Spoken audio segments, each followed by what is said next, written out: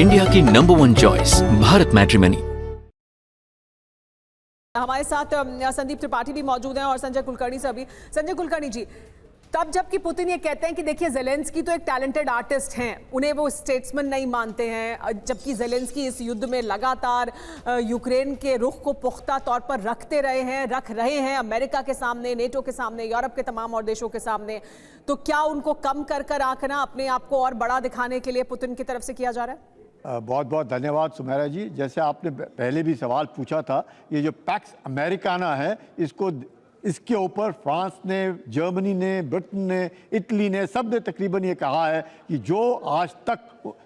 दूसरे महायुद्ध के बाद जो उनका एक तरीके से झुकाव था अमेरिका की तरफ, अब मुझे लगता है सिक्योरिटी को लेकर के वो अब उनको अपनी सिक्योरिटी देखनी पड़ेगी, इसमें कोई शक नहीं। दूसरा जो सवाल है कि ज़ेलेंस्की को लेकर के ज़रूर पुतिन बार बार ये बात को कहते आए हैं, क्योंकि उनका मानना है कि 2004 में भी कहा उन्होंने, 2014 में भी उन्होंने कहा, और 2014 में बार बार वो ज़ेलेंस्की को एक ही बात कह रहे थे कि वो नाटो की सदस्यता ना ले, और अगर उनका झुकाव उस तरफ रहेगा तो जो रशियन इंटरेस्ट हैं और रशियन इंटरेस्ट के साथ साथ जो रशियन स्पीकिंग एरियाज हैं, खासकर डॉनबास का जो रीजन है, उसके साथ उनका जो एक रवैया था वो उसको गौर से देखें, जिसके लिए उन्होंने 2014 में तो क्रीमिया ले लिया। लेकिन ये क्यों वो बार बार कह रहे हैं कि ज़ेलेंस्की जो है आर्टिस्ट है, एक आर्टिस्ट होने के नाते, और जिस प्रकार से ट्रंप बार बार ये कहते हैं कि अगर वो राष्ट्रपति होते तो ये नौबत ना आती, क्योंकि वो एक आर्टिस्ट हैं और उन्होंने देखा नहीं कि बाइडेन की सरकार ने उनको किस तरीके से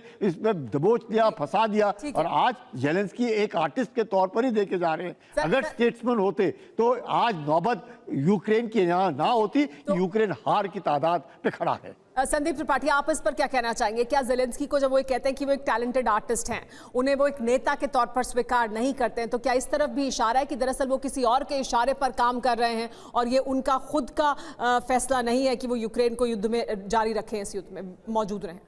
देखिए, प्रेसिडेंट पुतिन सही मुझे लगता है कि उनके बारे में जो ओपिनियन दिए हैं कि वो एक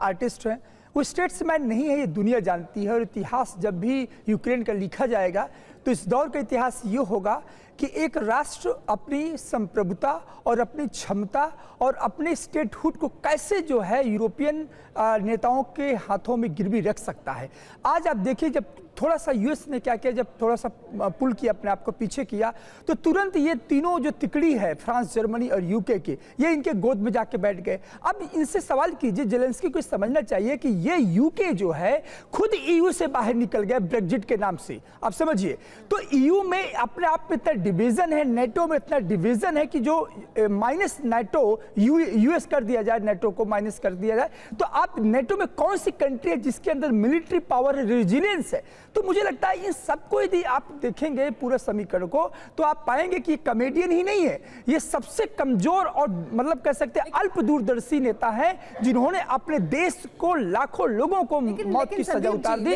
और पूरे देश को खंडन कर दिया। बड़ी खबर आ रही है, पहले बड़ी खबर ले लेते हैं, फिर सब प्रतिक्रिया लेंगे। मनीष की भी बड़ी खबर इस वक्त ये कि अगली रणनीति सेना तय करेगी, ये कहा पुतिन ने। उनसे क्या उनकी रणनीति होगी, युद्ध में सेना की क्या रणनीति होगी, रूस की क्या रणनीति होगी, यूक्रेन में हमले की दिशा सेना तय करेगी, सेना ही तय कर रही है। अगली रणनीति क्या होगी ये भी सेना तय करेगी, पुतिन का कहना है। यानी युद्ध के मैदान में क्या फायदेमंद है ये सेना को तय करना है, ये उन्होंने साफ कर दिया है। यानी अपनी अगली रणनीति साफ नहीं की है, ये कह दिया है कि युद्ध भूमि में जो जरूरत होगा वो सेना करेगी। मनीष, बिल्कुल सुमेरा, देखिए जब पुतिन ये कहते हैं कि अगली रणनीति सेना तय करेगी, तो दरअसल वो ये कहना चाहते हैं कि हमने पूरी तरह से सेना को ये आज़ादी दी है कि वो युद्ध भूमि में जो भी उनके लिए फायदेमंद है, जो भी रूस के लिए फायदेमंद है, वो फैसला लें। देखिए, जब उनसे ये सवाल पूछा गया कि पोक्रोवस को लेकर और सेवेरस को लेकर क्या स्टेटस है, तो फिर उन्होंने ये कहा कि इस मामले में काफ़ी इंपॉर्टेंट डेवलपमेंट हुए हैं और आगे हमारी सेना तय करेगी कि अब किस डायरेक्शन में आगे बढ़ना है। क्योंकि पुतिन ये कहना चाह रहे हैं कि ग्राउंड पर, युद्ध के मोर्चे में, वहाँ पर फ्रंट लाइन पर रूस की आर्मी लगातार आगे बढ़ रही है, एक के बाद एक सिटी को कब्जा कर रही है। पिछले दिनों पुतिन ने अनाउंस किया था पोक्रोवस को लेकर, कोपियांस्क को लेकर, सेवेरस्क में मजबूती से लड़ाई चल रही है। तो उनका कहना है कि अब इसके बाद अगला